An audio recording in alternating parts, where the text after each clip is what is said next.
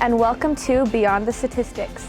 In this series, I will be sitting down with a Pepperdine athlete every week and getting to know them on a deeper level. We all see the amazing things that athletes do on the court, on the field, in the pool, etc.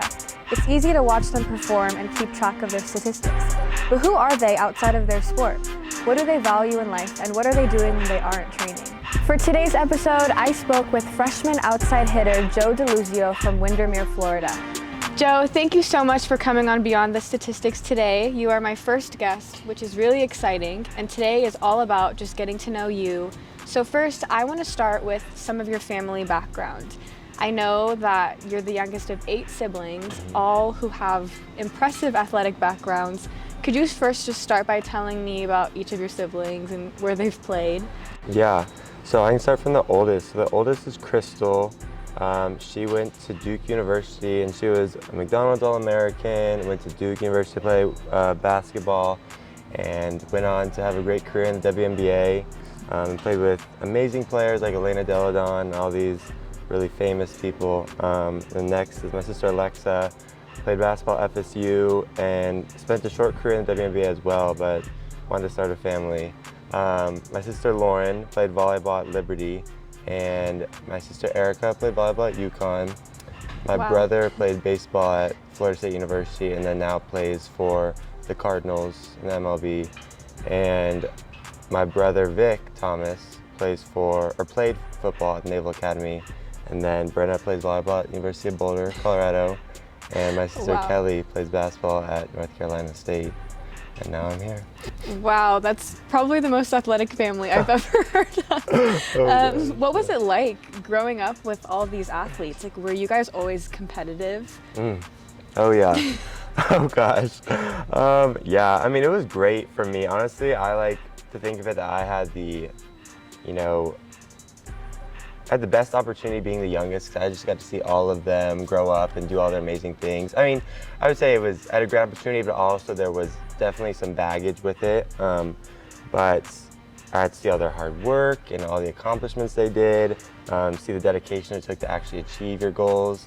Totally. But for sure, competition-wise, I mean, every Thanksgiving we do like a big football game. Christmas we do basketball. It's like flag football. Yeah. Sometimes it gets to tackle, but we try to keep it safe. But Christmas, I mean, even board games are just insane. Like, we've had to, tell one of our sisters she's not allowed to play a certain board game with us because she gets too rowdy, so we're not allowed to play that with her anymore. Yeah. But yeah, I mean, it's always competitive, but there's always so much love to it as well, which is nice.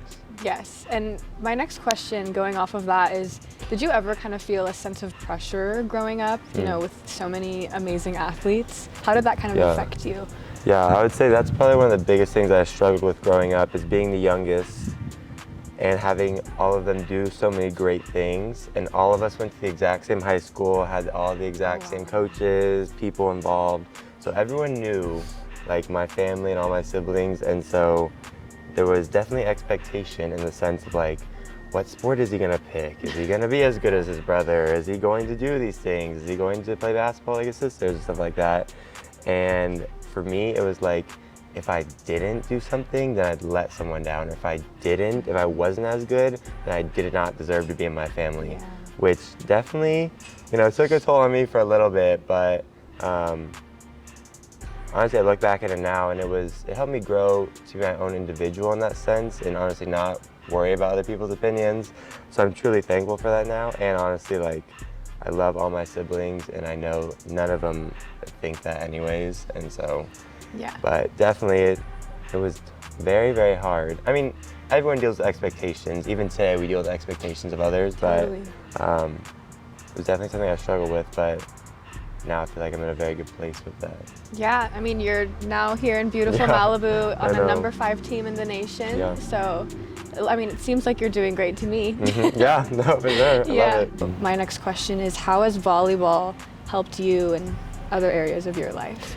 Yeah, it has. The one thing I love, I mean, even basketball helped in this way, but volleyball especially, volleyball is like, you have to be able to rely on your teammates, you have to be able to rely that the person next to you is going to, work as hard as you, or the person next to you is going to like pass that ball or set the ball, because you alone can't do it. I alone can't play every position. I alone can't pass the ball, set the ball, hit the ball. Like, I have to have trust and faith in my teammates that they're going to do those things. Likewise, and they're going to have faith and trust in me, which I think some other sports you can get away with, you know, taking over a game. You can get away with basketball, like just passing the ball and I'll take over. I'll go one-on-one with these guys and I'll score the points if I need to. In volleyball, it becomes a little more difficult to get the ball to you even.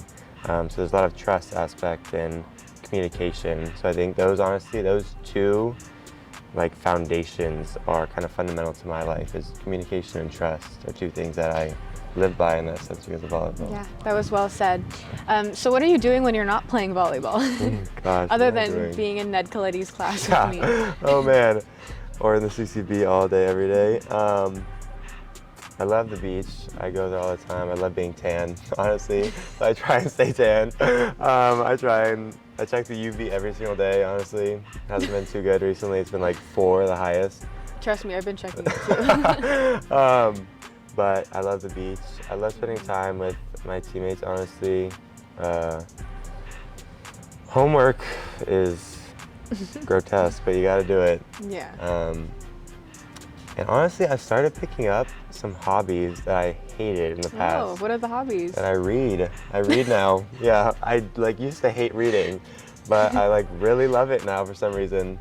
What books have you been reading? I read a lot of, you know, motivational books. Those are my favorite. Yeah. And honestly, I took a culture class last semester and it had me very intrigued. So I have a book about culture, a book about theology, and it's also motivational tied into. It's written by R.C. Sproul and A.W. Tozer, but it's very interesting. Honestly, it talks about like just human desire, innate desire, purpose, you know, how humans desire purpose in everything they do. And I love that. Honestly, I kept highlighting that page. I was just highlighting. Okay, it's so good. Yeah. But that's probably one of the biggest hobbies that I've started doing. I'm pretty simple, pretty chill person, honestly. I don't have to be doing the most to have a good time. Yeah, when you mentioned your teammates, I want to ask you to describe maybe the team chemistry on your team and what it's like being a freshman on a team that's, like I mentioned before, number 5 in the nation right now. Yeah, the team chemistry is good. We honestly have a super big team for a volleyball team. Usually have about like 18 probably, but we have 28 this year. And so having so many guys, there was like thoughts in my head of like, there's no way I'll be able to build a relationship with every single one of them. Like, that's 28 people, 27 people, that's a lot of relationships to build. But honestly, like, it's been super, super easy and super, super encouraging just being around them and like, you know, them taking me under their wing, or like even me stepping up and like reaching out to other guys and like asking to get to know them more, not being fearful of like taking that initial step type of thing. Which I know can be kind of daunting, especially being a freshman and stuff like that.